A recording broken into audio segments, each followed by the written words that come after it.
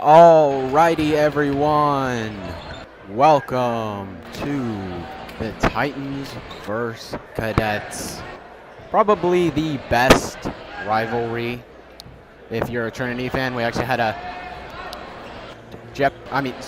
Family Feud this morning during morning meeting for Spirit Weekend. And the number one rivalry was Benedictine, so the students certainly agree, and you can see them out in force here on this surprisingly warm February day. Looks like they're going to go to the national anthem, and we will be right back.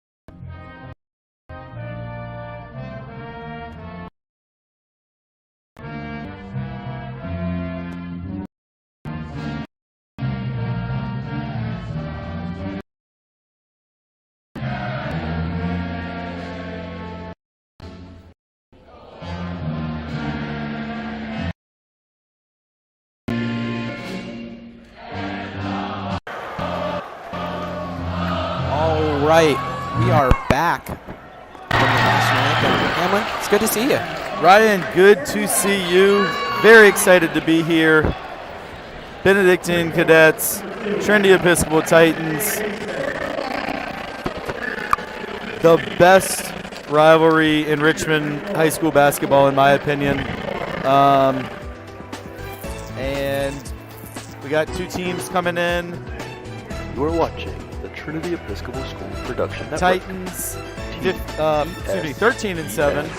Cadets 12 and 12. These teams met last month over at Benedictine, and Trinity was able to win by 10. And the Titans come in having won 2 in a row.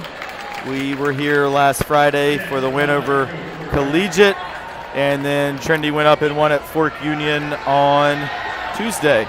And back-to-back games against military schools with the Fuma game Tuesday and Benedictine today. All right, I believe you can see the lights are down. The flashlights are on, and here comes the Titans starting roster. And now the starting All right. Let's see what we got here. Devion Brown, Benedictine fans will know him well. Scored 3 touchdowns in the football game at Benedictine. All 3 touchdowns for Trinity. As a 14-year-old. As a 14-year-old, exactly. And Alex Shakin, he hit 8 3-pointers against Fork Union on Tuesday night. Leland Coleman, our player of the game, last home game against Collegiate. Luke Fisher, who always brings it at both ends of the court, senior leader. And Mason Patrick, the sophomore blue guy for the Titans, and I shot a little hoops with Mason today, actually, so he was getting some shots up. We finished class a little early and came down and got in this gym, but I'll tell you what, when I was in here this afternoon, it was pretty much empty. It is not empty now. Nope.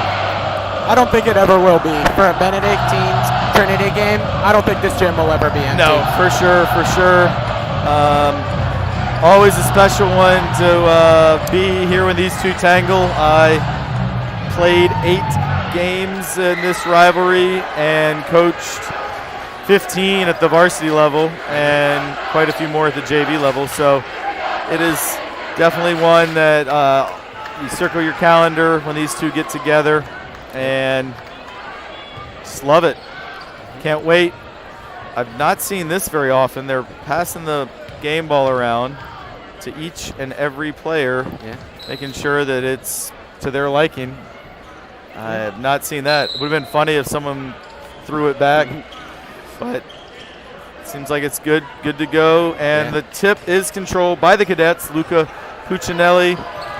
And we've got cadets coming out offensively, running some motion, and Titans playing man-to-man. Great pass. Brent Thompson finds Quentin Tolson, and the cadets draw first blood on their first possession.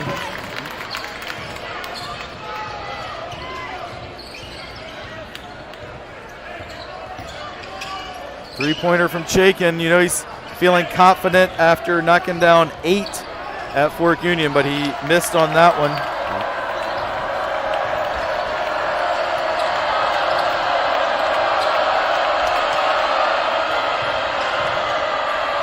MJ Winstead thought about the 3, but cadets get a good ball reversal.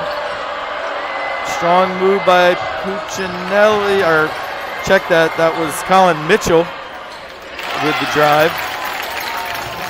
Another one of the tall players for Benedictine. Good finish by Mitchell off the spin move, and he's a little bit bigger than Chaikin.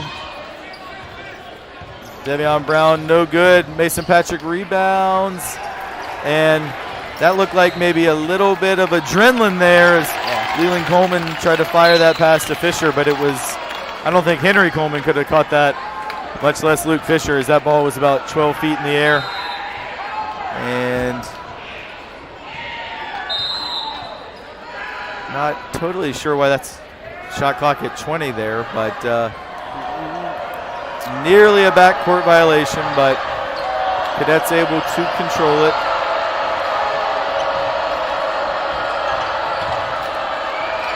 Baseline jumper is no good by Tolson. Great rebound by Fat Rat. Finds Mason Patrick. And good ball reversal to Fisher. His left-handed layup, no good.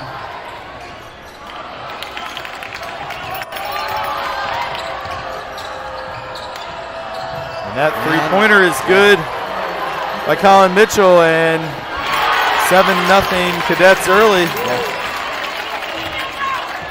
Cadets have jumped out to a quick lead. Titans need to find probably some just better shot opportunities. The ones they've taken so far have not been probably worthy of attempting. Devion Brown for 3. That's long. And he tried to get his own rebound, but it goes out of bounds. And Titans remain scoreless. And Ryan, this is a big game in terms of the state tournament possibilities for Trinity. So Titans come in ranked 12th. 12 teams make it. So right on the bubble.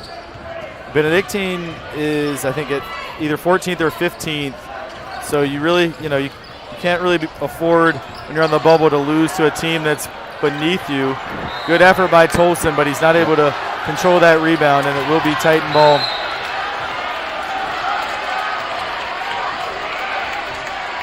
Last game when we looked at Leland Coleman, he had 21 points and led the Titans both on offense and defense in their win against Collegiate. Is there one player in particular you're looking to for this game? For the Titans? For the Titans, yes. Yeah. I think I always feel like we have a Trey Coles 3, and that goes. Maybe he's the guy tonight. The 6-man comes in and knocks down the 3. I always kind of look to Luke Fisher to set the tone as a senior point guard. He's got the ball in his hands a lot. He can score at all 3 levels. So for me, Fisher, is that's a travel by Puccinelli. The other one is Alex Chaikin, just because he had such a great game on Tuesday. So you feel like he's coming in with confidence, although he actually got taken out here early as Trey Coles came in and picked up where Chaikin left off by nailing that 3. But I feel like a lot of times Luke Fisher is the tone setter, and that was not a great play by Fisher. Oh, Leland Coleman tried to take the charge around midcourt, but they're going to get him called for a blocking foul there. So first foul on Coleman, first foul on either team for that matter. And it will be cadet ball, sideline out of bounds. About 3.5 minutes into this one. Actually, don't know if we introduced ourselves to our audience, but I am Rick Hamlin, joined by Ryan Lloyd. And that's Leland Coleman. Yeah, I was going to say, Leland Coleman just introduced himself to Quentin Tolson with a big block. But the loose ball scramble, the Cadets were able to control it.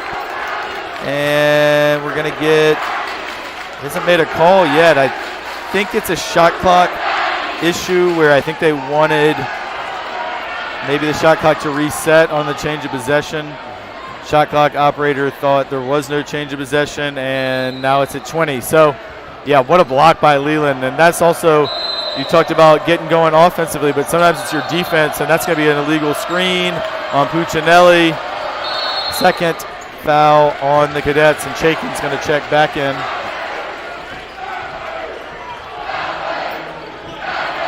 For Fisher.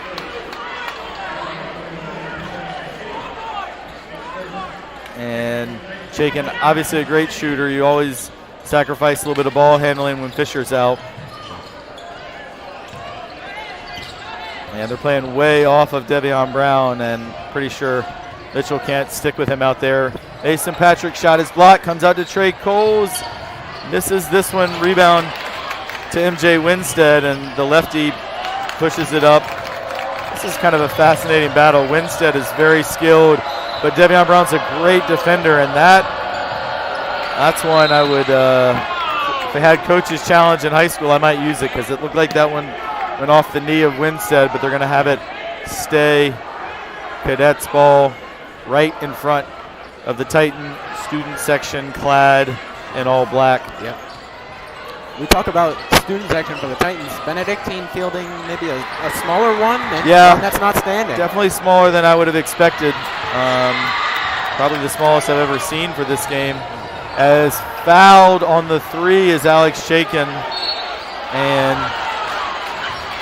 yeah, I mean, typically when these teams get together, both teams bring big student sections. I mean, I shouldn't speculate, but maybe some disciplinary issues anytime you deal with a military school. And I know the last time these teams met, there was a little bit of activities in the parking lot after, so maybe some folks were told to stay home, or maybe they're just studying on a school night.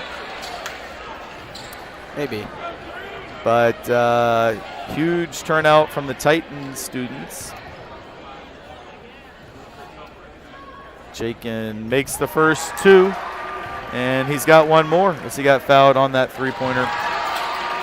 That foul was on Brent Thompson, and get another early sub. This time it's Trey Ferguson checking in for Devion Brown. Chaikin made 2 of the 3.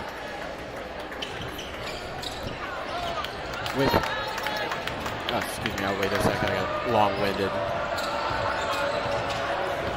And Winstead goes by Ferguson, but Ferguson gets the rebound. Good pass by Trey Ferguson to Chaikin, and he turned it over, and now the Cadets look to run. What a block by Mason Patrick, but they are going to call him for the foul. It looked pretty good up top, but maybe got him with the body. And I was going to mention there, as we saw Trey Ferguson checking back into the day. The Titans with a bit of a longer bench tonight. We saw Yep. the last home game versus Collegiate. Andrew Jones was out injured, Tariq Montgomery out injured, and Trey Ferguson was up at the Naval Academy where he's going to play football next year. But great to see these guys back on the court. Yeah, for sure. Good point, especially this being a 3-game week. We already mentioned Titans won on Tuesday at Fork Union. Got tonight's game obviously here, and then at St. Christopher's tomorrow, which is another game that has huge implications from a standpoint of the Prep League standings, state rankings, as the Saints are ranked 11th and the Titans 12th, so battling it out there. And then again, that's another one that's big time rivalry and bragging rights on the line. So looking forward to heading over to St. Christopher's tomorrow. Good closeout on Chaikin. Leland Coleman tries to cross over, but he loses it. And the Cadets come out of here with it. Coleman maybe a little fortunate not to get called for what would have been his second foul, but now they are going to get a foul on the loose ball on Coleman. That he wasn't even involved in the play at that point. So interestingly, I actually did think Leland fouled the shooter, but that didn't get called. And then in the fight for the loose ball, it was Trey Coles who ran into the Cadet player, but they call it on Coleman, which is his second. And that's definitely not something you want to see if you're Coach Andrew Blazer, particularly with the size that the Cadets have.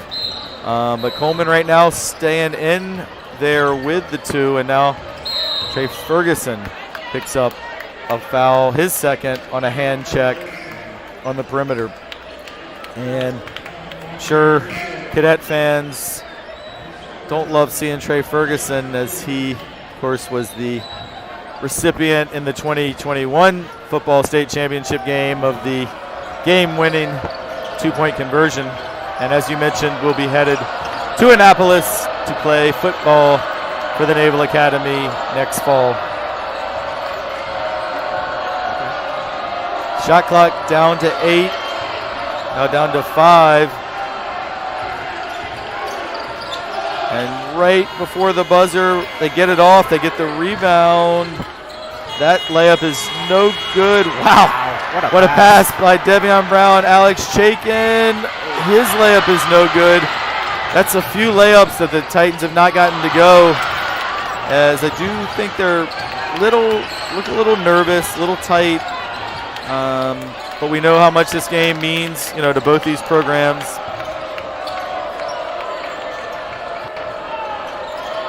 Cadets running some solid offense. Nearly a backcourt violation. The shot clock again is low. Desperation heave with 1 on the shot clock. Misses. Luke Fisher, a great long rebound. Fisher to Leland Coleman. His 3 is no good. Don't love that shot when there's no rebounder underneath. And time of possession is frequently a stat you talk about in football, but with these long Cadet possessions and then quick shots by the Titans, time of possession has definitely been more in the hands of the green. Another quick shot, another miss. Again, no rebounding underneath. And you can tell Coach Blazer is not loving these early shots and not letting the guys get into their half-court offense. And then now we see Benedictine again run some clock. And MJ Winstead goes all the way for the layup.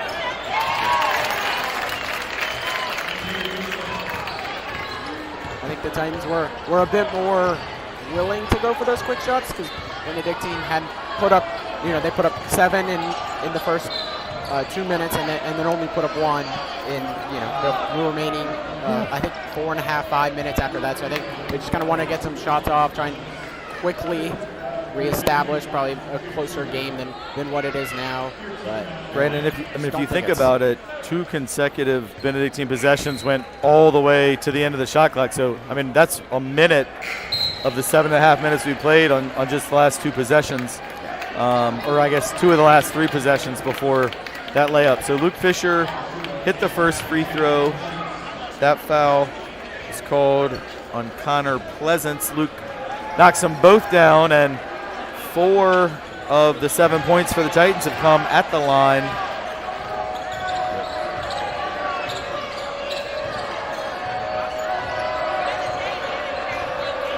And the Cadets really could just about hold for the last shot here. The shot clock is on, but they were going to shoot it with about 10, and they make the 3. Connor Pleasance hits the 3. 3 seconds in the quarter. Tough one from Fisher is off the mark. And so, at the end of the first quarter of play, it is Benedictine 13, Trinity Episcopal 7.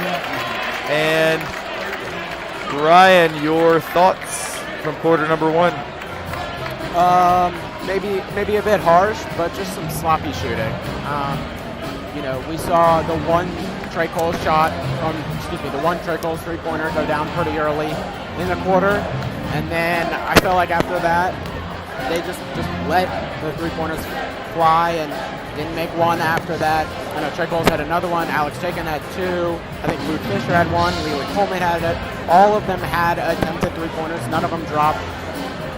I get the desire to shoot against this Benedictine team. They do have a height advantage on you, especially now with Leland at 2 fouls. Maybe you want to be a little bit more reserved with his time, just because you want to give him up early. But I think you needed to run some more time off on offense, set some screens, look for Jakin.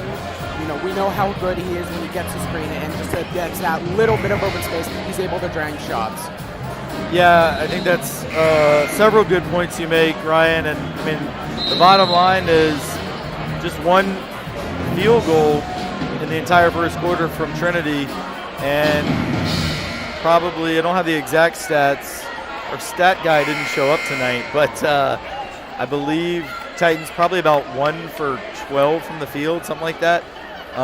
Including, I think, 3 missed layups. 3 missed layups. 2 possessions where they came down and shot a 3 with really no passing. 4 for 5 from the line, so that's a positive. But yeah, I mean, now Cadets are going to go zone, which interesting decision just from the standpoint that their man-to-man was so effective in the first quarter. But 3-2 zone. Also, you got Chaikin out, so a little less shooting against the zone. Fisher from the wing is off, and the long rebound goes to Will Halstead. We'll also see Carter Shuma in the game. He's, again, another really defensive player. I think in the game against Collegiate, he didn't even attempt a shot, but his defense was flawless, especially against Luke Smith as Benedictine. Quentin Tolson banks in a 3, and I can promise you he did not intend to bank it in, but still counts all the same. Yep. And it's a 9-point Cadet lead.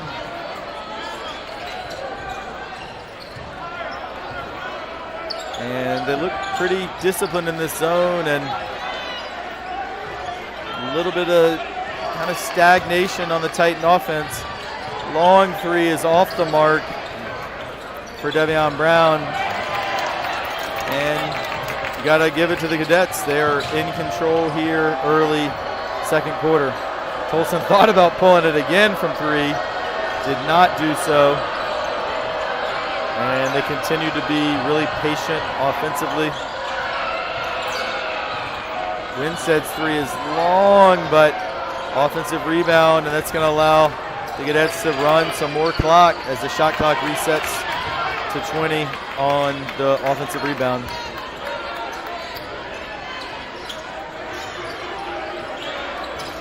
Still dwindling down here. We're going to see less. Yeah, and layup no good with about 1 on the shot clock. Spin move, Luke Fisher is good, and that is exactly what the doctor ordered for the Titans, being able to get a couple points on the board. I think we're going to get a timeout off the make from the Titans, and I think it's a good timeout just because they've got to remind these guys to take better shots and also draw up something to attack the zone.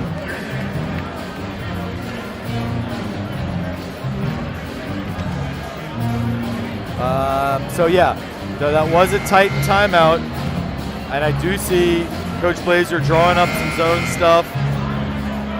The Cadets and Coach Corey Bratt may look to counter by going back man-to-man.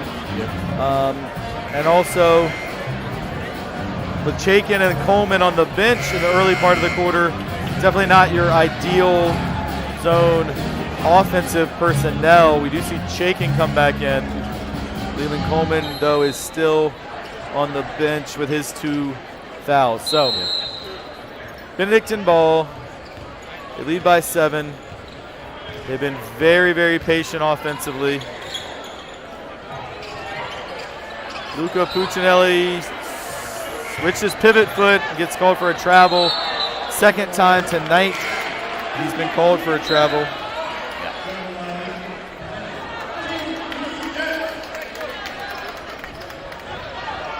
And that's one of the really first turnovers I think we've seen from Benedictine. They've really taken good care of the ball. Cadets stay zone.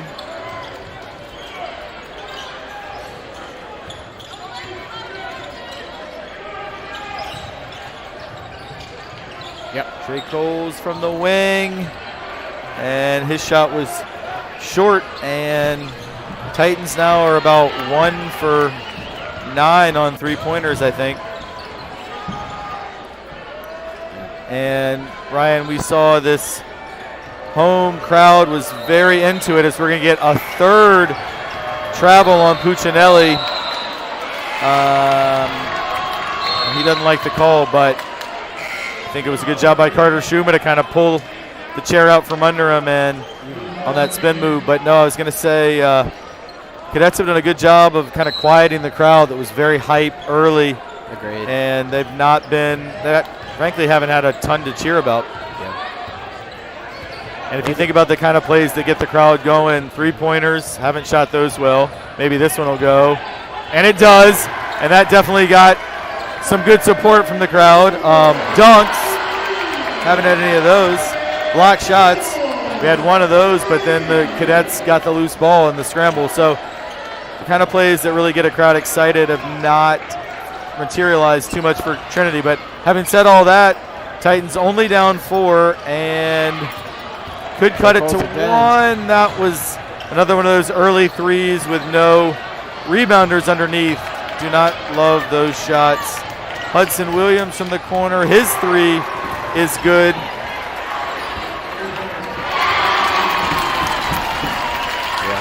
And the lead back to 7. That's just one of those shots by Tickles. As that ball pass by Lucas will go into the Benedictine bench. It's just one of the shots by Tickles that you really wish you could kind of have back. We can see up here his facial expression after this. That one was not probably the pleasant kind, but yeah, I think just gotta get some, just slow down a bit, I think.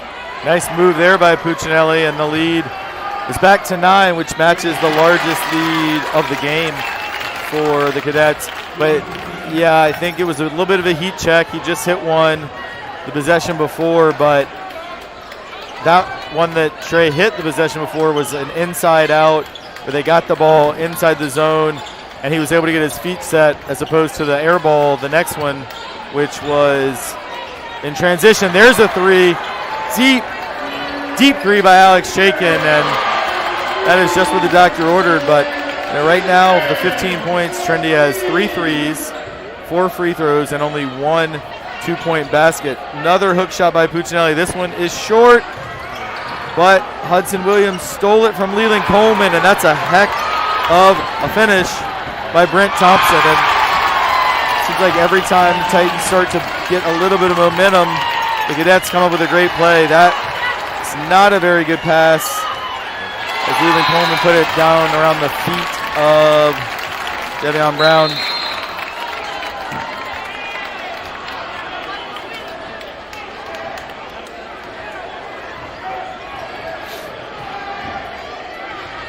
Titans still in a man-on-man.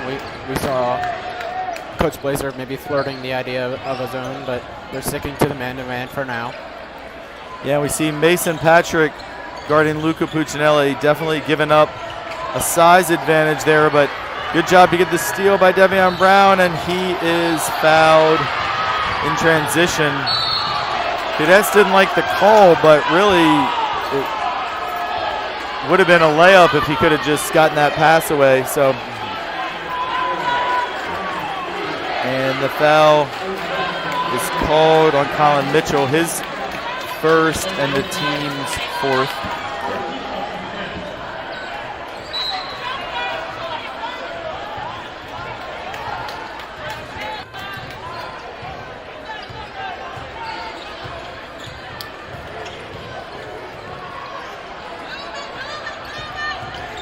Chaikin hits another three, and that is one thing that could potentially get the Cadets out of this zone is if Alex Chaikin can keep finding those gaps and hitting those three-pointers.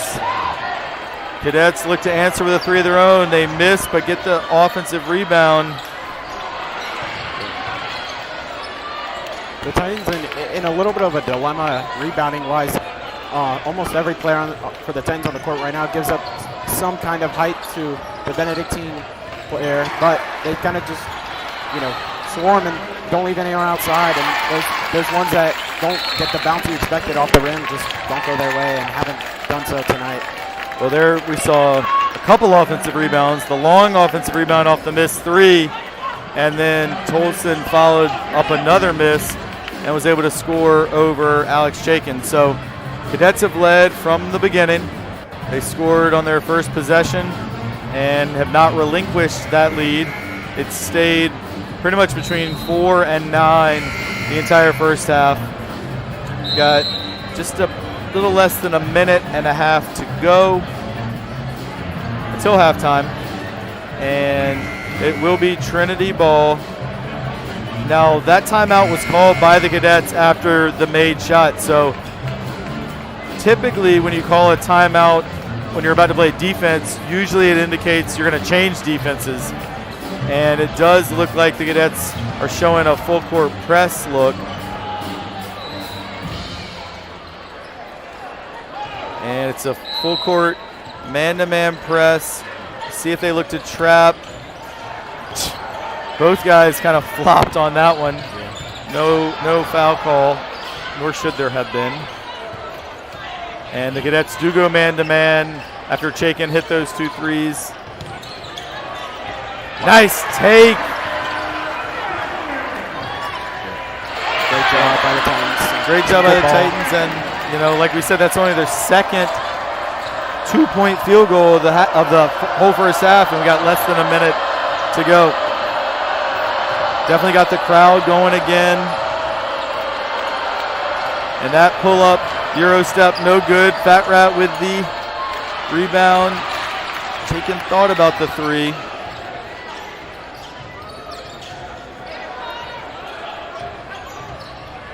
Trey Coles does shoot a three off the dribble. No good. Rebound to Winstead, and definitely Benedictine has clearly won the rebounding battle thus far. And just like the first quarter, the game clock and shot clock are almost aligned. They're going to get a foul on the floor against Mason Patrick.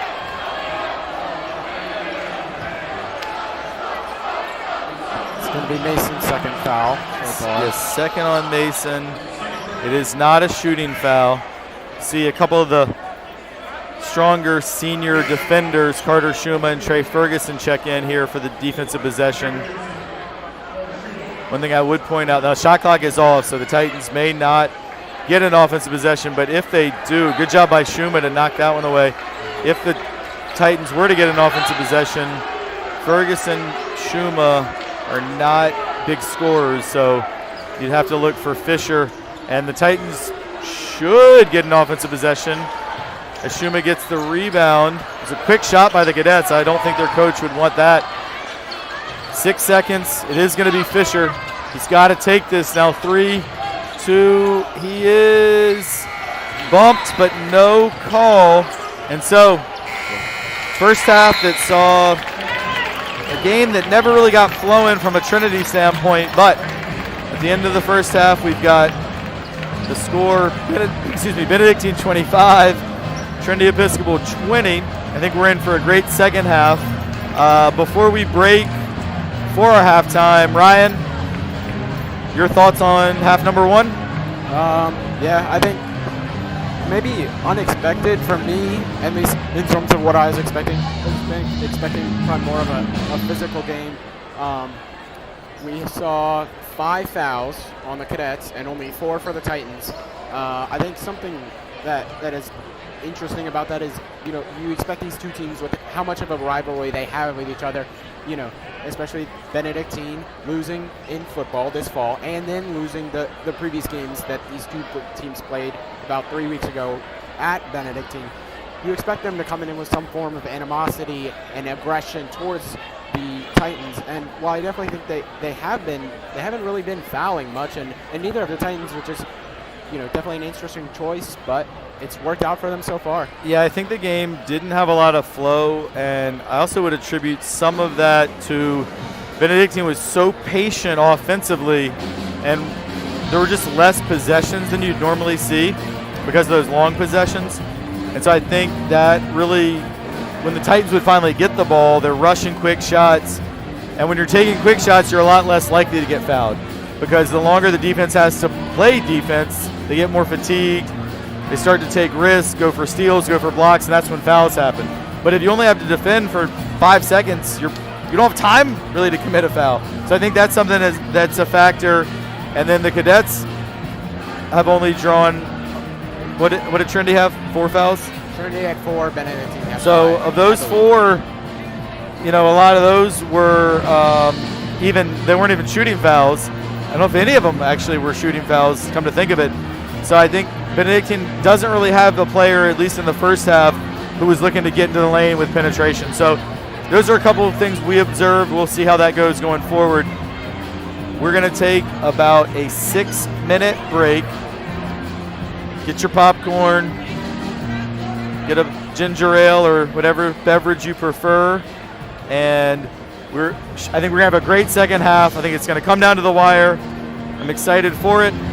We're going to refresh our waters, and we will be back in just a few minutes. Stick around.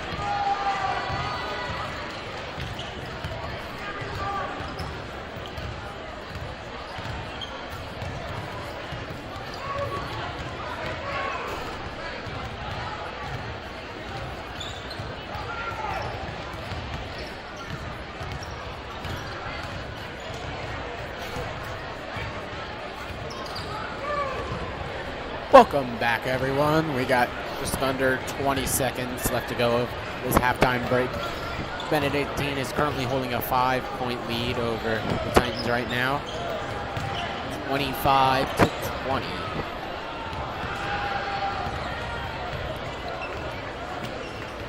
And we're just gonna reset clock here. Yeah, Ryan, so we are getting ready to go here for what I think is going to be an exciting second half. I'm predicting that the Titans make some halftime adjustments, preach a little more patience, try and get the ball inside a little bit. Again, our stat guy didn't show up, but I am almost positive that Trinity shot more threes than twos. And threes are great, but you've got to set them up with the inside-out philosophy. So I know Coach Blazer will be harping on that at halftime, and I think if you're the cadet coaching staff, you're kind of calling for more of the same in terms of patience on offense, try and keep the pace at your slower tempo that you like, and then keep mixing it up defensively with some man, some zone, and then beating them on the glass. But that's a defensive rebound, because rebounding was another problem in the first half for Trinity. But one and done on the first cadet possession. And already we see more patience, some ball reversals. We saw very few ball reversals in the first half. Spin by Luke. Somehow that didn't go down. Thought that was going to go, and we know Luke Fisher can score in all kinds of different ways. It's just one of those ones that you look at, you're like, oh, please go in, and it just doesn't, just rolls right on out. Yeah, but they get it in to Mitchell for the layup. Nice move by Colin Mitchell. That's a tough matchup for Chaikin. He's definitely given up a size, or he's definitely at a size disadvantage. Leland Coleman. This is the kind of inside-out three I was talking about, and Devion Brown hits the three, and those are much better shots when you get your feet set, ball comes out to you. I mean, just go to a basket anywhere in America, a gym, a playground, and have someone pass the ball out to you. It's a lot easier to shoot coming inside out, but a good response there by the cadets as MJ Winstead took it all the way into the lane and finished. And it seems like every time Trinity scored, Benedictine has answered. Now Coleman turns it over as he got bumped, was falling out of bounds and threw it away. And Leland definitely has not been able to get in the flow compared to what he was the other night. What a block by Mason. But again, the loose balls just all seem to be going Benedictine's way, but then they throw it away. And a little bit of a break for Trinity there, as I thought, frankly, they got a little out-hustled for that loose ball, but the cadets turn it over, and we see the full court man-to-man. Luke Fisher says, everybody get out of the way. I got this. Yep. And breaks the press.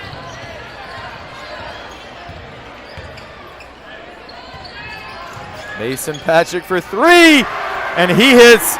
I told you I was shooting around with him in the gym today. Class 5 let Mason out a little early, and he was draining threes, and a couple of his classmates said, why don't you do that in the game tonight? He just did, and he cuts the lead in half. And Leland Coleman not able to secure the rebound. He wanted it over the back, but doesn't get the call. But Ryan, I think this is the closest it's been since it was 4-2 in the very, very early going. Yeah. Or actually, no, it wasn't even 4-2. It was 7-0. I take that back, before Trinity scored. Good block by Leland. Another loose ball for Benedictine, though, and they are just really dominating in that loose ball category, and drives you crazy as a coach. Shot clock low again, and they're going to call Alex Chaikin for a reach, and he didn't like it. Not a shooting foul, and only the first on Chaikin, first on the team.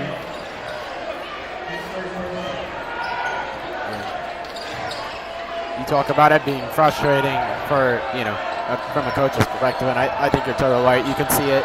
Maybe you might not be able to see it on the screen, but we can definitely see it in here.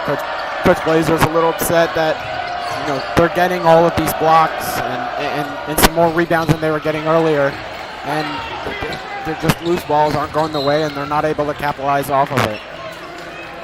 Having said all that, and I completely agree with you, Titans only down 3 with possession and a chance to cut it to 1 or even tie if they hit another 3, which is how the last 2 field goals have come. And most, in fact, of Trinity's baskets tonight have been 3s.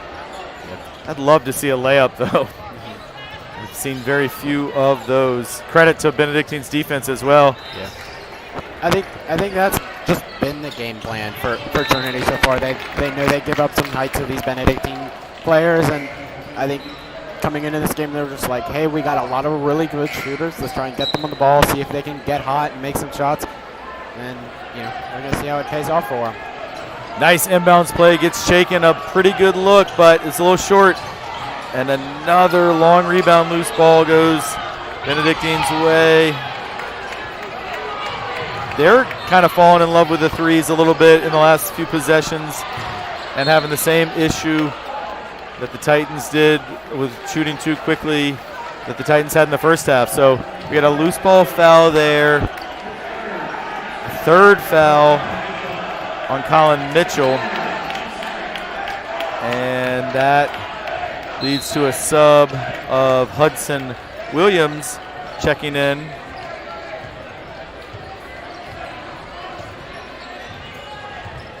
Strong take by Mason Patrick, but his shot is blocked by Luca Puccinelli.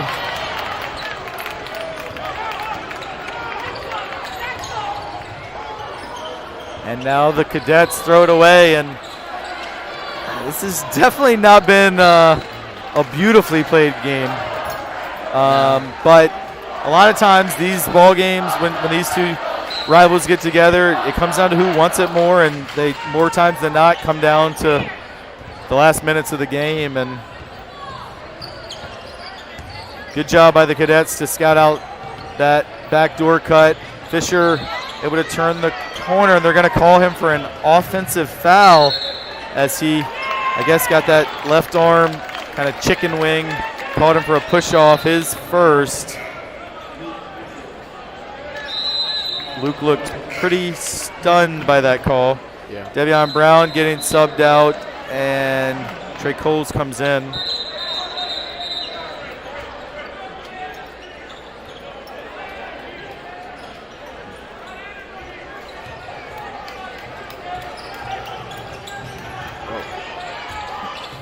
Trap, Winstead gets out of it, and the Cadets get a good ball reversal. Another ball reversal. And Ryan, remind me the next dead ball to come back and talk about why I like to highlight these ball reversals. Shot clock down to 3. Tolson shot is blocked by Leland Coleman. That gets the crowd going big time. And Luke Fisher looking to go coast to coast, and another layup rolls out. Coleman gets the offensive rebound, but he can't get the layup to go. He does get fouled, though, and he will shoot 2 free throws. Yeah, so what's the importance of those? Ball reversals. Yeah, ball so reversals. Every time you reverse the ball, and what I mean by that is if you imagine an imaginary line that goes down the center of the court, not half court, but that bisects the court. Every time that you reverse it across that line, it makes the defense shift. And every time the defense has to shift, there's a chance for them to make a mistake. So the more ball reversals you can get, you don't force them if they're not there, because that's when you can get interceptions and opportunities for the other team in transition. But if you can ball reversal several times, it really loosens the defense up, and that's when holes and gaps are created, and it opens driving lanes, opens the high post, things like that. As Coleman knocks down both free throws, and the lead is down to 1 for Benedictine. This is the closest it has been all night. If you're joining us late, Cadets got a 7-0 lead right off the bat, and they have led throughout. And Mitchell's three restores the lead up to 4. And gotta say, Colin Mitchell looked very comfortable on that catch and shoot from the corner. Devion Brown back in. Offense looks a little discombobulated with Chaikin and Fisher out. Asen Patrick. Now Trey Coles. Good D by the Cadets. Leads to a steal. Another loose ball. This time the Titans come up with a loose ball. Have a numerical advantage. Patrick is fouled. Trey Ferguson hit the 3, but the whistle had gone, so that one's not going to count. Chaikin checking back in. Ryan, did that explanation about ball reversals make sense? Yeah, and I just want to highlight, one of the things that you said is you do run the risk of turning the ball over to loose balls, which we've seen tonight. So those are definitely effective, but only if you do so. Nice shot by Leland Coleman. He used the glass very effectively there. Yep. Also a good pass by Chaikin, who entered it into him. 2-point game. And now Chaikin gets a hand on it, but wasn't able to save it.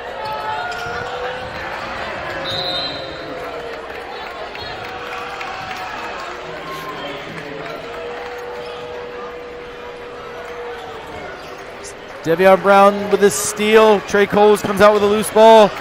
Titans in transition. Devion Brown, we are tied. 32-32. Good pass by Chaikin. And this is the first tie of the game. See if the Titans can back it up with the defensive stop. Quentin Tolson does have a size advantage, but he kicks out. The 3 is short. And that's an air ball, and the Titans will have a chance on this possession to take the lead for the first time tonight. And Luke Fisher coming back in. Also, the Cadets sub out Mitchell, who has 3 fouls. 1:23 to go in the third quarter. We are all deadlocked at 32, right back where this thing started. Devion Brown definitely has a quickness advantage in this matchup with Williams, but chooses to pass to Coleman. His three-pointer off the dribble. I actually thought he was more open when he caught it than after he dribbled.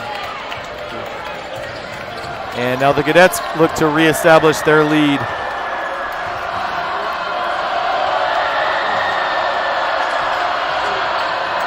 And lost the handle, but they're going to say it's knocked out by the Titans. 12 on the shot clock.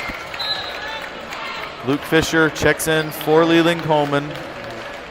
Coleman still, I believe, with 2 fouls. He had 2 early in the first quarter, but he's done a good job playing without fouling since then. Shot clock getting low again, down to 5, 4.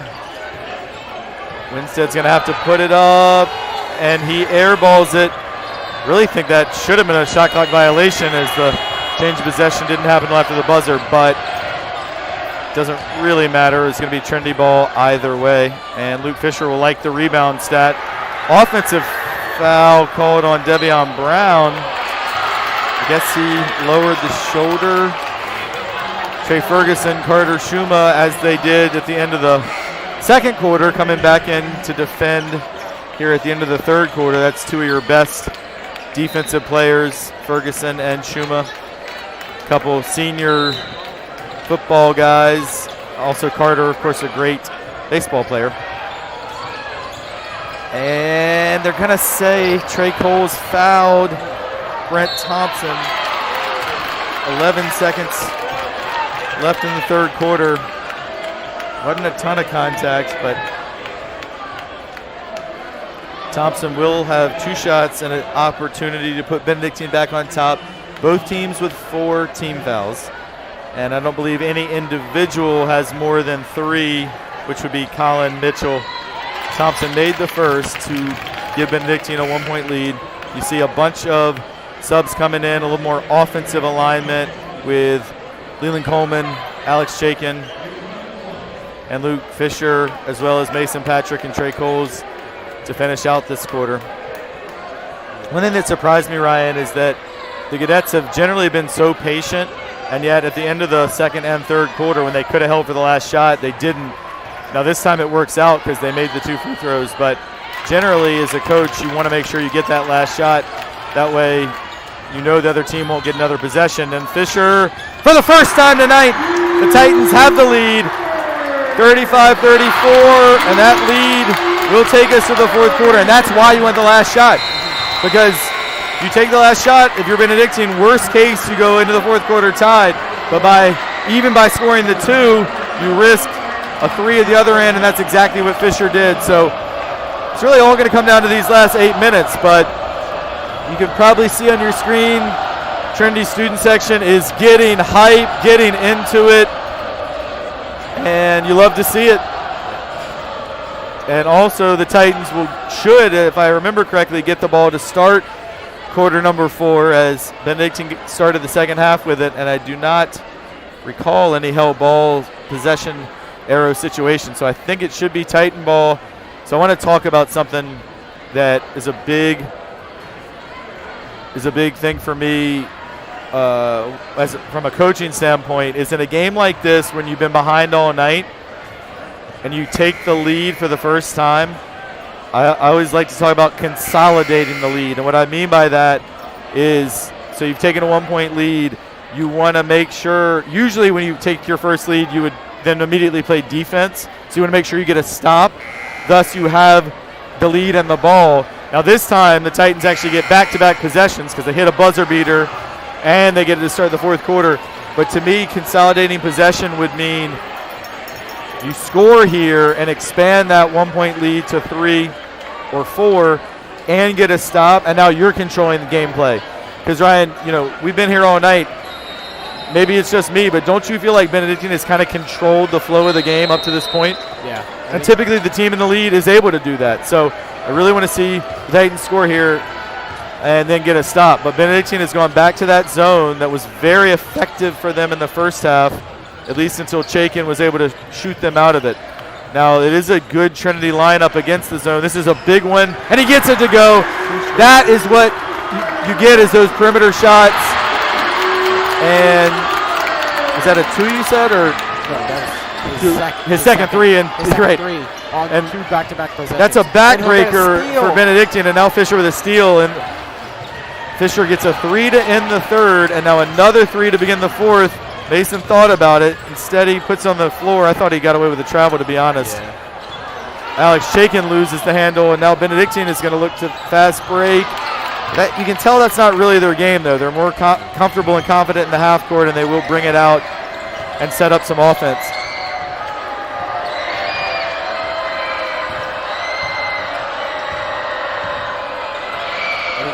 In that possession that I think Benedictine is under control, that comes with them being a little bit more half-court oriented, as they'll miss two shots. 2 threes, yeah. Mitchell and Winstead both had good looks. Trey Coles was fouled. He's going to go to the line for 2. Sorry, Ryan, I don't think you finished your point, though. Yeah, but what I was just going to say is you're going to, we look at the 2 different play styles of these teams. You just mentioned Benedictine being a little bit more reserved, not going for as many fast breaks, and kind of wanting to control the ball, take it back out to half court, and really set up a play that they would like to run. Was really in their first half we really saw Trinity doing the complete opposite and just firing off shots whenever they could. But I think maybe a mix of the 2, because not being able to go quickly in transition and make those fast breaks is just really detrimental to your offensive capabilities, because you just can't score quickly, and it's hard to respond, and momentum, especially in games this short with 8-minute quarters, is so important. No, I completely agree with you, and you're right. I think Benedictine at times, if anything, has been too patient. They've had so many possessions where they had to, nice block by Coleman, where they've had to take a desperation shot with 2 or 3 seconds on the shot clock. And Trinity, particularly in the first half, many possessions, they shot with 26 seconds on the shot clock and didn't probe at all. So Nice move there by Winstead. That is a tough reverse layup. Good job by him.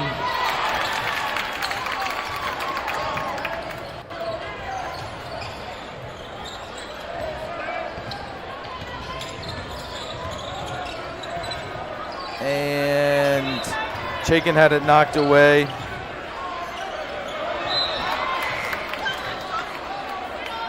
Mute that. Yep. Thank you to whoever texted me that the audio wasn't great. Hopefully it's a little better now. Titans, 3-point lead, 10 on the shot clock. And Fisher hits another three. That's his third three in 2.5 minutes of game time. And this is the largest lead of the night for Trinity. Luke Fisher stepping up in what is going to be his last game in this great rivalry. And we'll see Benedictine call a timeout there. I'm kind of surprised they haven't called their second timeout of the game so far. They came into the second half with a 5-point lead and ended up down by 3 by the end of the third quarter and never took a timeout that entire time. There were definitely some moments where I thought, okay, Benedictine's going to reset and take a timeout, drop a play, and they just didn't, which is, again, really surprising for a team that is this, not slow pace, but more methodical in how they go about their offense. Good call, Ryan, and shout out to executive producer Ash Bell. She's not here, or Ash is not here, but they told me that they were having trouble hearing Ryan because we had the huddle mic on, and now, Ryan, you're good as gold. So we want all the world to hear you, and thank you, Ash. And we get a steal. Great job by Leland Coleman. Devion Brown all the way, missed the layup, and I think we're going to have a foul, I think, on Benedictine. I don't quite understand what the official is calling. Yeah, that might have been the slowest official call. No, not a foul. Wait, okay. I think, I don't know. Something about the shot clock. Bottom line is Fat Rat missed the layup, which would have been big, especially off the steal in terms of momentum. This game is very much not over, even though the Titans have done a good job to come from behind and seize control. Another steal by Coleman. He's had a much better second half. Good extra pass. Ball reversal to Fisher. Now he's going to the lane. No good, but Leland Coleman gets the stick back. And that's an 8-point lead for the Titans. I think maybe Coach Blazer might have turned on our broadcast during halftime. Everything that we said, the Titans weren't doing well. They weren't getting good rebounds, and they were giving the ball up. They weren't getting loose balls. They've gotten a bunch of loose balls. They've gotten a bunch of steals. We've seen Leland with some great rebounds, and their shot selection has been a lot better. So yeah, and also great job creating turnovers defensively, just more intensity in general. Another low shot clock possession as Mitchell put it up with just 1 on the shot clock and missed. This is going to be, though, a turnover, a sloppy pass. Mason Patrick definitely fouled MJ Winstead there. Winstead a little slow to get up, but I think he is going to be fine. Third on Mason Patrick. both teams currently sitting at 5 team fouls each for the second half, so and they'll probably go into bonus territory pretty soon. Yep. Speaking of the Titan defense stepping up, it's only Benedictine only has 1 point this quarter. Obviously that was a free throw. Now they make a second free throw, but what that means is thus far Benedictine has not scored a field goal in the fourth quarter. Yeah.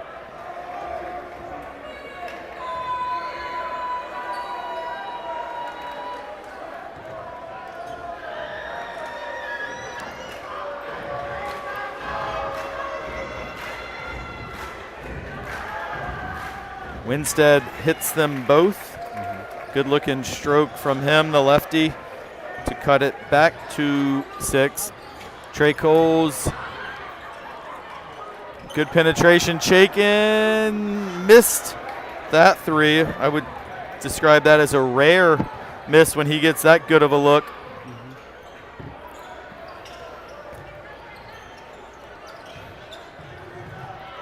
Coleman couldn't get that block, but he changed the shot, and Chaikin with the rebound.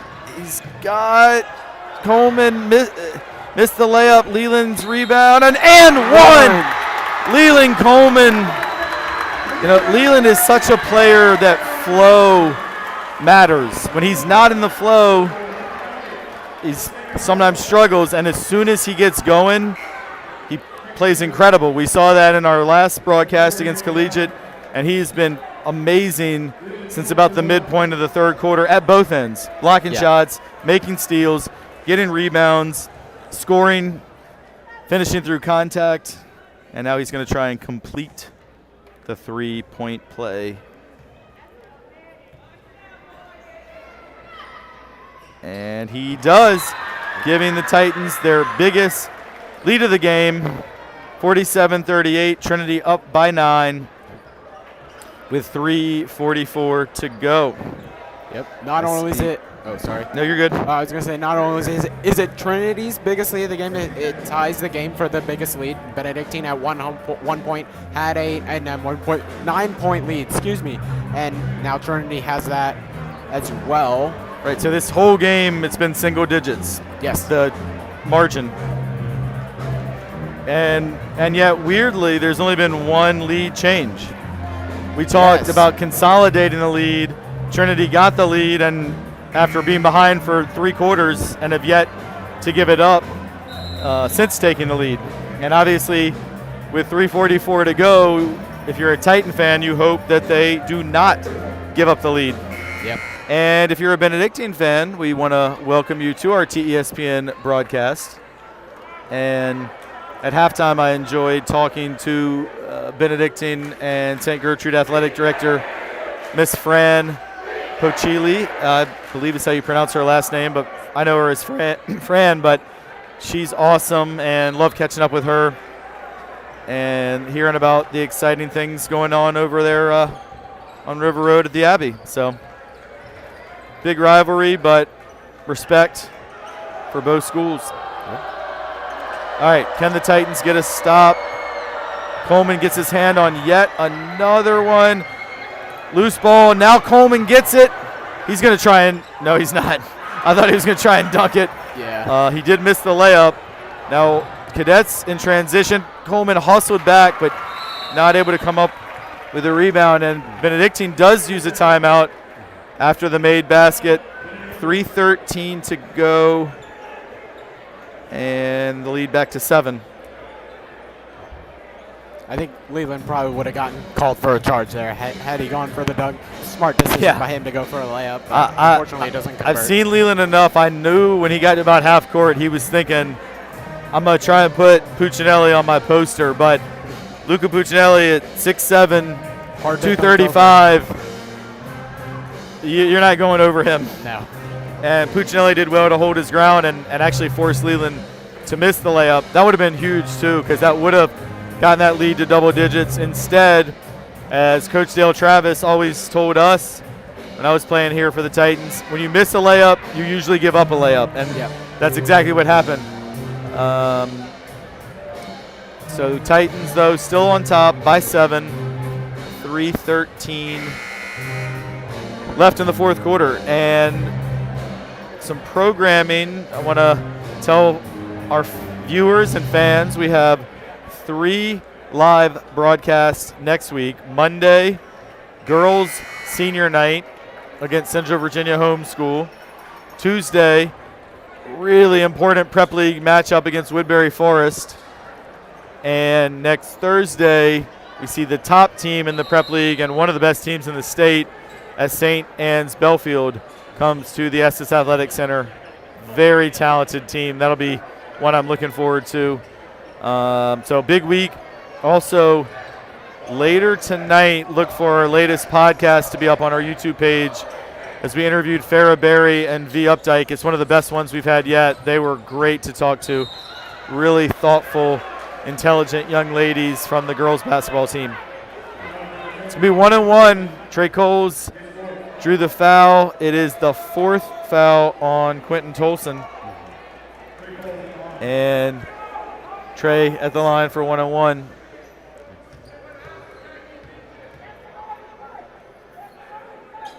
Makes it. 8-point Good lead. job. Yep. They also were able to run about 20 seconds off the clock that possession. And at this point, if you're Trinity, any possession, if you can run off 20 seconds and score, Yeah. you're loving it. He did miss the second, however. If you're Benedictine, I think you're probably thinking if you can hold the Titans to 1 and you can get 2 or 3 on each possession, then that 8-point lead will diminish pretty quickly. Yeah. Mitchell in the post. Good post move, but I thought Trey Coles came back on him with a clean block, but they are going to get a foul call on Trey, and it'll put Mitchell on the line for 2, and at least based on his 3-point stroke, we haven't seen him at the line yet, but he has a nice looking shot, so I would imagine he's probably a pretty good free throw shooter. And I think as we're getting into crunch time, we got 2 minutes and 30 seconds left on the clock. Benedictine's more. And he missed. Yeah, he did miss.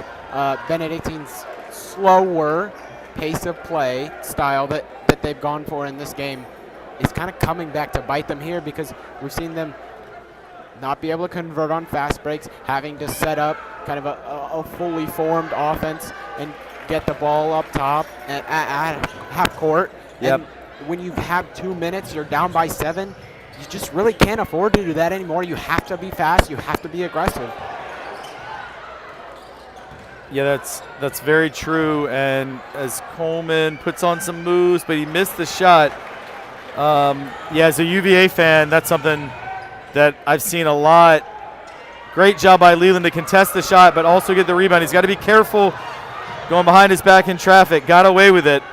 But I was going to say, as Coach Blazer gets a timeout, as a UVA fan, because they're a very methodical team, very patient team, but sometimes when they're down, like a score like this, down 7 late, they're just not wired to shoot quickly, and it does impact you when that's just not your style of play. But it's not like it's impossible, because I have seen UVA a few years ago at Wake Forest. UVA was down 7 with like 14 seconds and somehow managed to pull it out. Cadets down 7 with a little over 2 minutes, so it's definitely not over, but you're right. I mean, I do think the score being 48-41, a pretty low-scoring game, is very different than if it was like 88-81 and points are coming quick and fast. This is one where points at both ends for both teams have been pretty hard to come by. Agreed.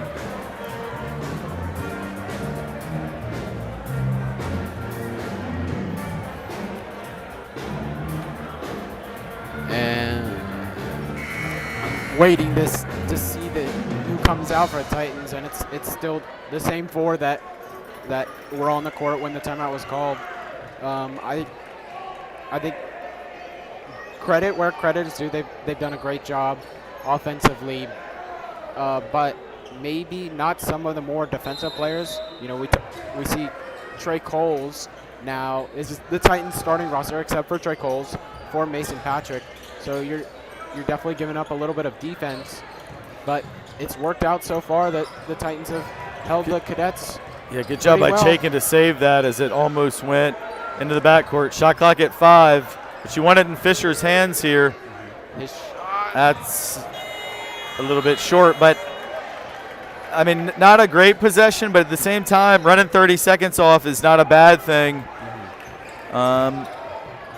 Cadets do look to go quickly here. Winstead, pull up 3, in and out. That's a big miss, and Trey Coles gets the rebound. That's going to allow the Titans hopefully to run some more clock, and definitely showing some patience. And the Cadets are not going to foul Chaikin. Chaikin probably should have shot it. Yeah. Devion Brown draws a foul. I think Chaikin thought the defender was going to step to him, but he actually kind of gave him the shot. But Alex still, he's come so far in his ball handling. But I see assistant coach Jerome Athey pull him over and tell him, shoot that. Yeah. Which is exactly what you want your assistant coaches to do. Fat Rat missed the first free throw. Hudson Williams checks in for the Cadets in place of Quentin Tolson. And Williams is a little bit better three-point shooter than Tolson, who's more of an interior player. And threes could certainly help as the lead is 8. Still yet to see either team get it to double digits. The largest lead being 9 by both the Cadets earlier and then the Titans. And that is not a smart foul by Leland Coleman. It's not a smart foul, as Coach Blazer is very quick to point out. And to Leland's credit, he taps his chest and says, my bad, because look, stops the clock. It puts Mitchell, a good shooter, at the line. And if he makes them both, it makes it a two-possession game and allows them to set up their press. And we've talked about how Benedictine has struggled to score quickly. They're a very patient, methodical team, but they're able to score with only running less than 10 seconds off the clock. So he only makes 1 of 2, but the loose ball comes out to Benedictine, and now they'll have a chance and he'll hit a 3 and ends up being a 4-point play. Yeah. And all of a sudden, that lead that was just 8 is down to only 4 with 54 seconds to go. So sometimes our clock on our feed gets a little off with the scoreboard. So I think you're seeing 49 on your screen, but it's actually 54 seconds left. And oh, now you see it because our producer, Hagen Andrew, fixed it for us. Shout out Hagen. All right, I got a question for you, Mr. Hamlin. You're Coach Blazer down there. You got roughly a minute left on the clock. I have been You're there. up 4. What's the game plan here? What do you think that you want to do to stop the Cadets? Yeah, so up 4, 54 seconds. I would be saying the only shot we're going to take is a layup. Otherwise, we were going to run the shot clock all the way down under 5. At that point, obviously, you still hope to score, but if you don't get under 25 seconds and a 2-possession lead, you're still in pretty good shape. So for me right now is when I would say the clock is your friend. If you get a wide open layup, yes, you'll take it. Otherwise, run clock. Now, Benedictine may foul, and they do, and it's funny because the young man who was called for the foul doesn't like it, but you probably want a foul there. Yeah. It stops the clock, puts the pressure on Trey Coles, who just made 1 of 2 a couple minutes ago. But I hear some Benedictine fans complain about the foul. It's probably a smart foul, and if he misses, which he did, it's definitely a smart foul. But if you don't get the rebound, it's not as smart a foul.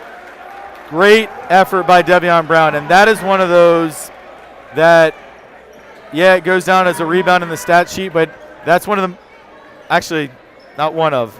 That's the most important play of the night.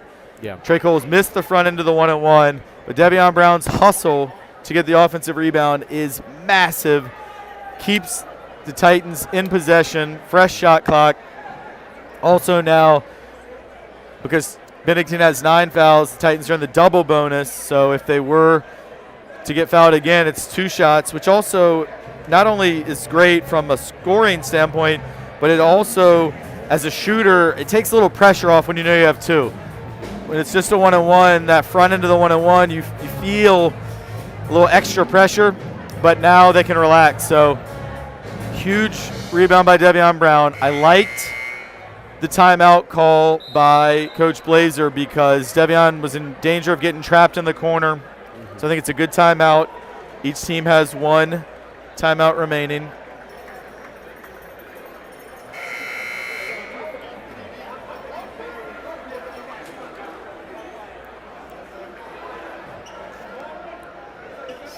Not a ton of Cadets in the house tonight. No.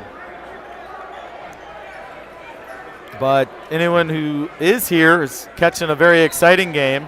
It's not been the most beautifully played game, but the competition has been great and it's been close throughout.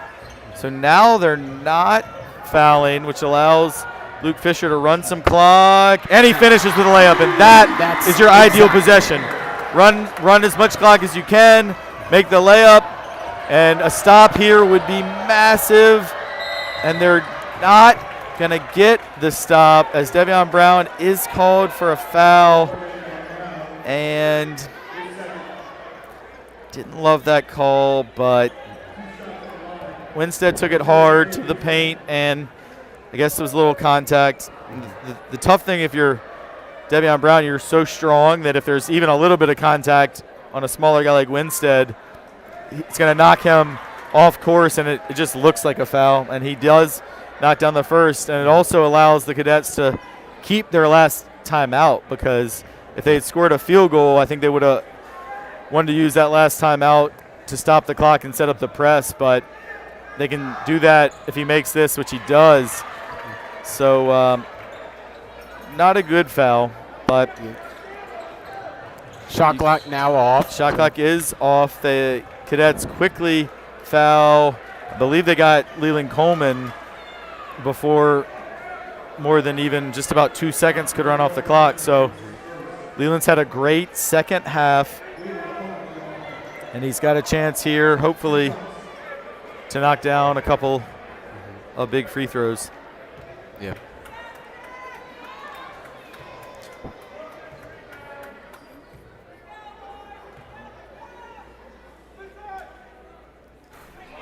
This first one is short.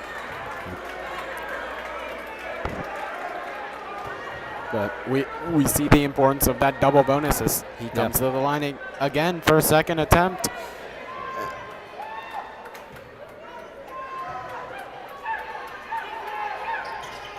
Leland makes the second. 5-point advantage. Again, Winstead goes quickly, and he quickly cuts it to 3. Just a one-possession game. Devion Brown is fouled. Yeah. I know you don't want to foul, but we really played just about no defense there. Yeah, I agree, but I think, I don't know if the camera caught it, but I think after Leland's second shot, Devion, I think his ankle got twisted up in that. I saw him, he was limping right after, wasn't able to he misses the free throw. Wasn't able to get his feet set, and you know, there was no defense on that. I think shows an emphasis on how much this Titan team relies on Devion for that defensive effort, as one man, his man that gets on mark, goes all the way coast to coast and puts it in. All right, Titans use their last timeout. So I think Coach Blazer here, first of all, is going to remind Devion Brown that he is clutch, he's a winner, he's going to make this free throw, which was huge because it makes it a two-possession game. Benedictine does still have a timeout, so I noticed Winstead saying to the coaches before this timeout was called, he was saying, let's get a quick 2, which I agree, make or miss. If you're Benedictine, you can get a quick 2 because you still have a timeout. Of course, if you get an open 3, you would take it, but based on how Trinity's defending, I don't imagine they would give up an open 3 with a 3 or 4-point lead. So a lot of strategy involved here, and the strategy is somewhat affected by whether he makes or misses this. Yeah. Also, you know, if he were to miss, there's always that age-old debate about if you're up 3, do you foul so they can't shoot a 3? But it seems to me with 14 seconds, it's a little too much time to do that. Yeah, I agree. I think if it was at maybe more of a 8, 9, maybe even 10 mark, that'd be a smarter play. And he does make it. That's a big make. Yeah, he's going to make it. Trey Ferguson checks in. You're right. Devion Brown limping a little as he turned that ankle. Well, bottom line, if you get a stop here, it's pretty much over. If Benedictine scores, it's not. Clock to 10 seconds. Winstead again. The last thing you wanted to do if you're Trinity was foul. and 1, and this game is very much not over. Great job by MJ Winstead, but I mean, and now Benedictine still gets to keep their timeout. Even if you just let them take that layup, they would have had to use their last timeout. Trey Ferguson's just got to do a better job there defending. So 1 shot for Winstead. Cadets down 2. I think he'll try to make it, but if he misses, of course, then the rebound is going to be massive. He does make it. 1 point lead for Trinity and the ball. 7 They have seconds. no timeouts, so they've got to get this inbounds. They do get it to Chaikin, and he is fouled. Wow. What a game this has been. Yeah, it has definitely been exciting. If Trinity had done a better job with their free throws, it would be pretty much over, but it is far from over. Even if Chaikin makes them both, it's still a 1-possession game. Cadets do have a timeout. Titans have no timeouts. Alex Chaikin hits the first 2-point lead for Trinity. I would think if he hits this, you would see Benedictine probably use that last timeout to set something up. Trinity has nobody in the lane for the rebound if he were to miss, but he does not miss. 3-point game. Cadets not using a timeout yet. 5, 4, 3, 2. They're going to go all the way. He Shot. gets the shot off. It's short. Mitchell got the shot off, but it comes up short. Titans hang on. 55-52. Credit to Benedictine. They fought hard till the very end. Yep.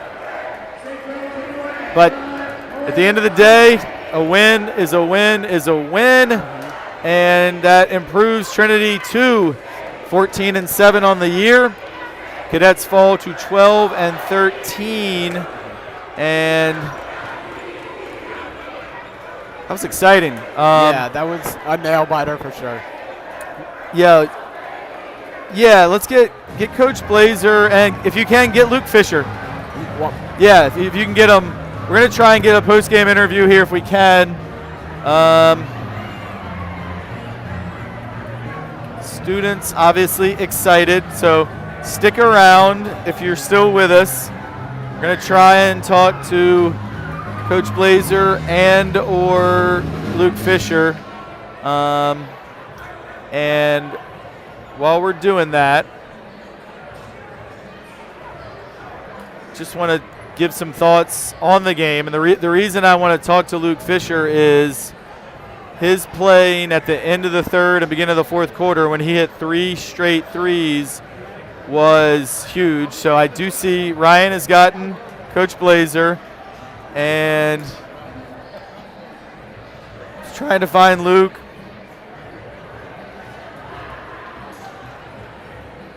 And it looks like we're going to get them both, I think. So great job by my man, Ryan Lloyd, to track down the head coach and senior captain. So as they make their way up here, that game probably ended up being a little closer than it needed to based on some missed free throws by the Titans, and a great job by the Cadets of battling till the end. And they made some big shots as well. But look, man, these Trinity Benedictine games are always tight. They're always close. There was a point from approximately 2013 to 2017 where like 7 straight times when Trinity Benedictine played, it was came down to 3 points or less, and this one fits into that as well. All right, Luke Fisher's making his way up here. Luke, congratulations. Going to give you this headset. Thank you. And first of all, congratulations. I know you tend to be a man of not too many words, so probably a post-game interview is not your most comfortable scenario, but just want you to talk about, you hit a 3 to give the Titans their first lead of the game at the end of the third quarter, buzzer beater 3. We get the ball to start the fourth quarter, you hit a 3. And then a possession or two after that, you hit a third 3. So you hit 3 3-pointers in about 2 minutes of game time. Can you just talk about that stretch of the game and that went from being behind to the lead in that phase of the game? Yes, sir. It was all about confidence because I started off in the first half. I wasn't finishing well, but I was getting my teammates involved, so I just tried to build off of that. And then I just saw the three wide open, so in rhythm, hit it, and then I got that confidence boost, and it came out wide open. I shot that one, and then Once you saw the one go in, yeah, you and knew. then Yeah. the pull up, saw him go under the screen, and he sagged back a little, so I stopped on the dime and hit it. Well, that's the thing about, I don't know if you ever go back and watch our broadcast, but we always talk about you put in so much work in the gym. You're the ultimate gym rat. And so what you just said, I'm not sure a lot of players, even at this level, would have noticed you're reading the defender. And when you saw what he did, like you said, stop on a dime, pull up.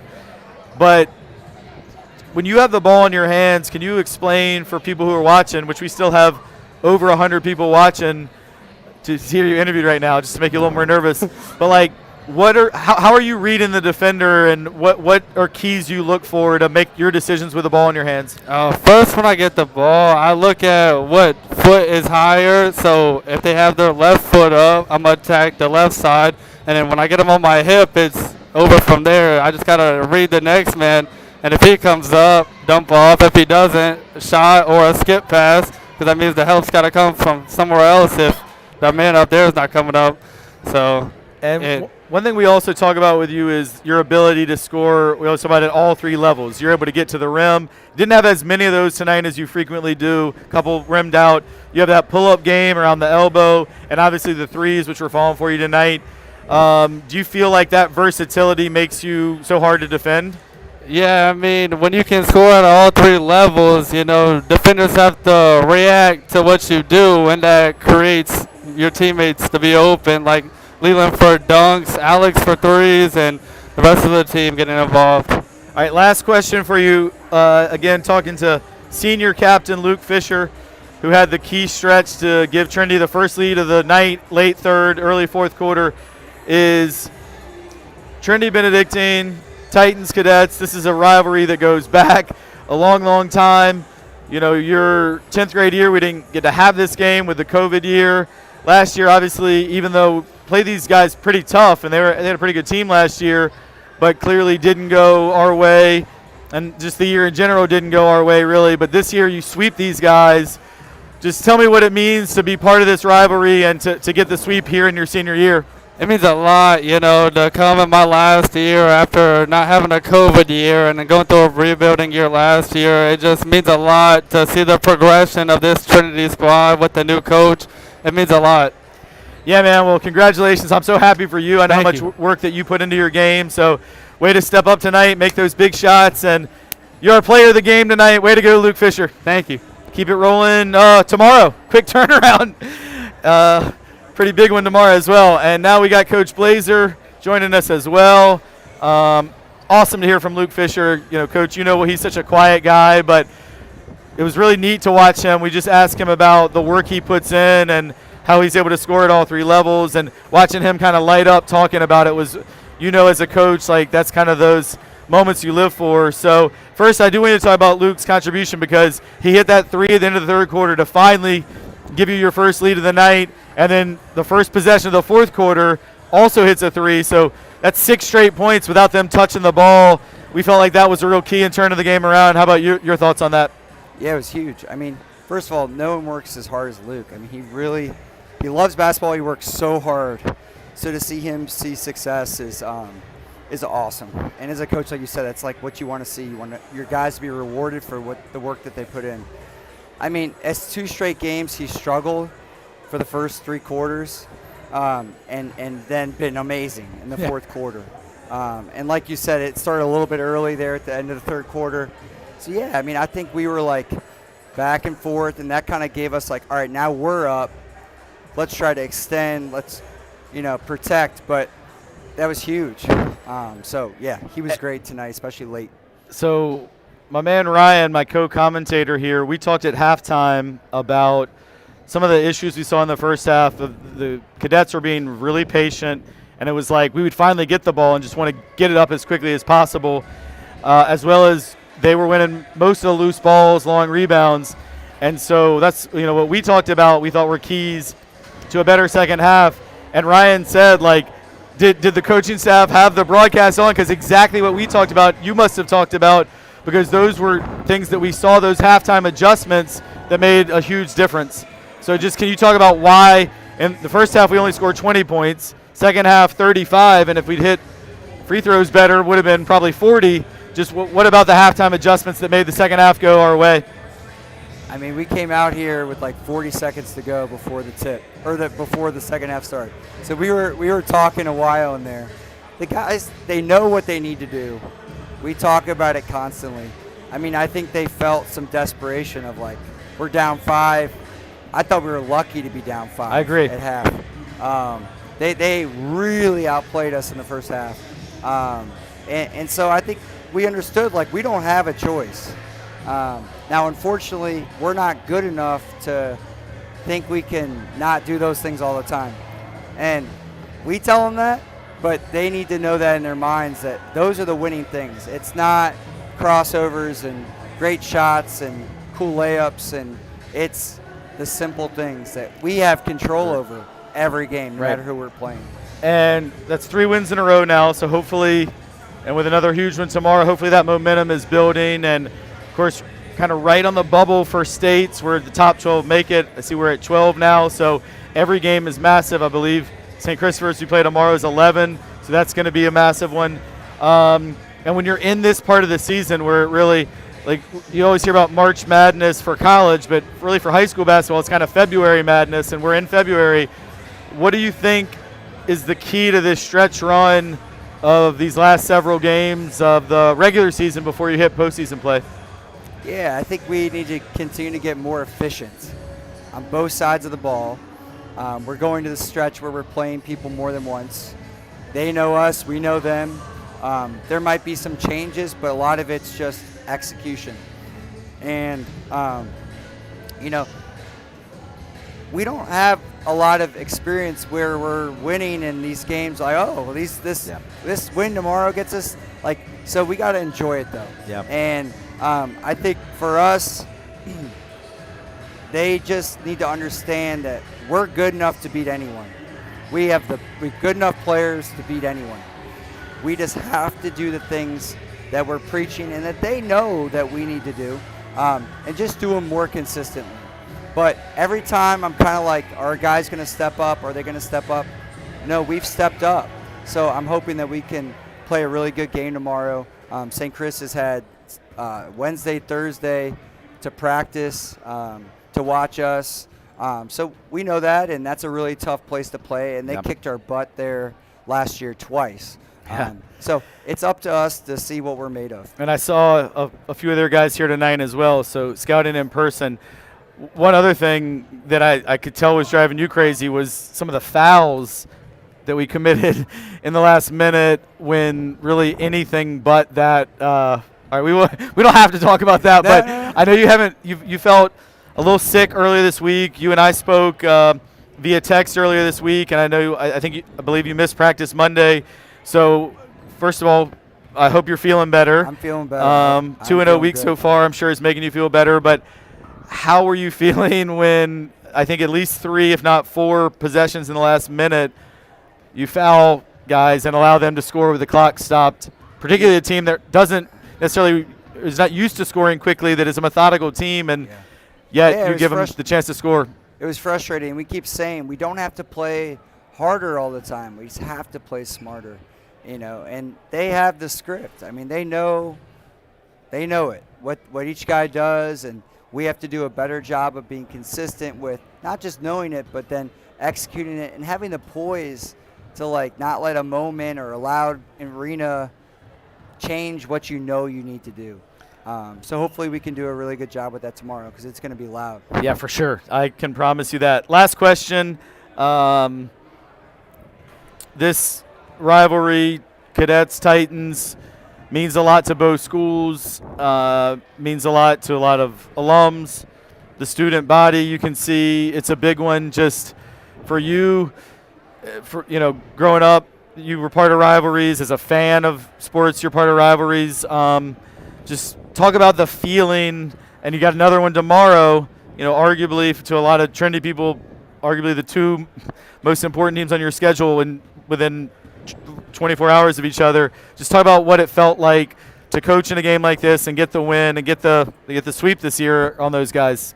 It feels great, and the crowd was amazing. The whole crowd, but I mean, to have that many students. On a school night. They've been so great all year, and I need to go over there and tell them personally. They've just been so amazing, and I know it's a Thursday, and they showed out, and I mean, honestly, they were maybe the reason we were able to kind of get the win tonight. They pushed us over the edge, and it makes it a lot better for us to play at home and have energy and urgency, and the guys know what's on the line. So, I mean, they're amazing. It's amazing to play in front of them. Well, I agree. I thought that the crowd in the late third and early fourth quarter helped. It's a chicken egg, but the crowd is propelling the players, and the players playing better is propelling the crowd, and then you have Titan Nation all pulling together, working as one, and that's what it's all about. So congratulations, win number 14 of the season. Looking forward to another big one tomorrow night. Hope you're feeling better, Coach. Great job. Congratulations. Thanks, on the W. Thanks, guys. Appreciate it. And Ryan, you got any final thoughts? We'll bring Ryan back in and enjoy it tonight, Coach Blazer.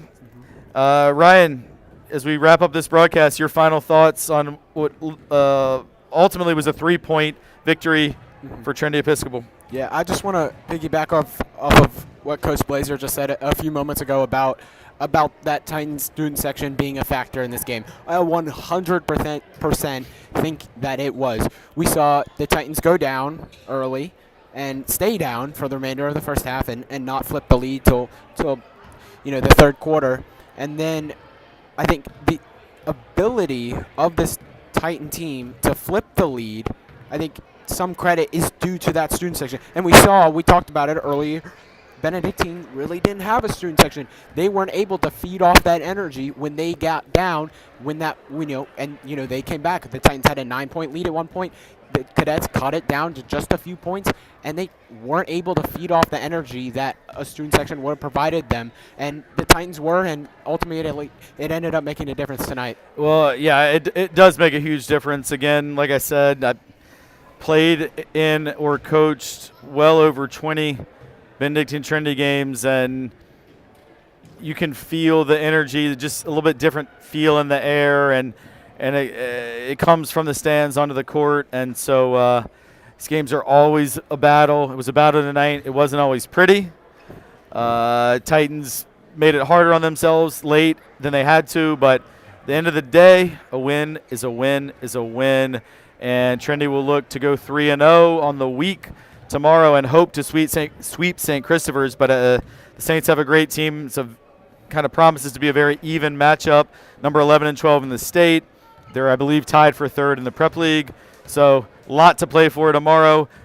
That will, I'm sure, be on Saint C TV, so you can check them out. I look forward to being there in person.